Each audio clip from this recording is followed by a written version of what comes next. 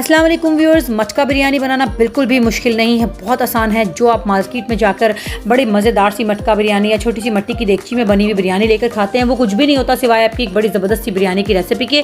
मैं आपको बड़ी मज़ेदार सी बिरयानी की रेसिपीज़ दे चुकी हूँ, बीफ की, चिकन की, मटन की, वो आप सब देख सकते हैं। और कोई भी रेसिपी आप मेरी ट्राई कीजिए और उसका मसाला बना लीजिए बिरयानी का मज़ेदार सा। और आपने कोई भी मटका लेना है या देगची लेनी है मट्टी की, और उसके अंदर नीचे आपने अच्छे से तह लगा लेनी है।